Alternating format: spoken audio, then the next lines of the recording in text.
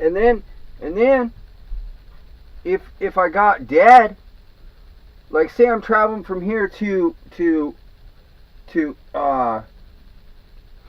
Alpha Centauri, right? Or I don't care at any point you want to pick on the timeline.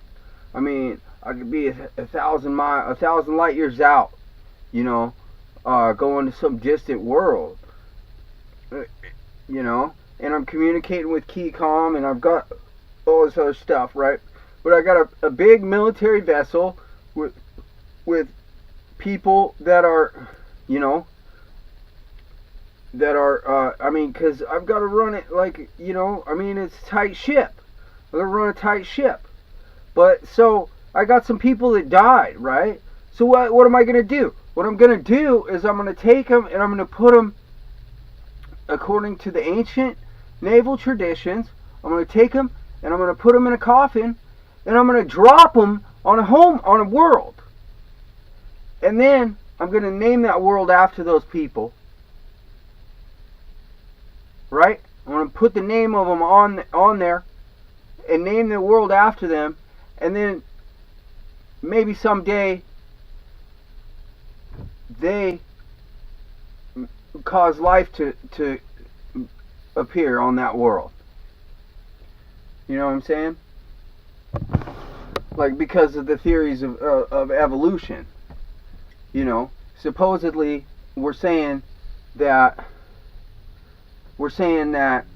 these building blocks of life are going to create life, or that life is going to, and we know that life is going to multiply, but what about cells? Okay, so I know you got to the building blocks, but I'm talking about cells, living cells. Okay, more than a building block of life. Now, if I drop my dad on a world, then it should somehow begin life on that world. And I could name that world after them. But, it's going to be DNA-based life, And all life, we got to consider all life as a species while we're doing this. So, you talk about survival and in evolution theory for each individual species, but I'm talking the whole family, the whole entire, like, the top of your naming thing, whatever that's called.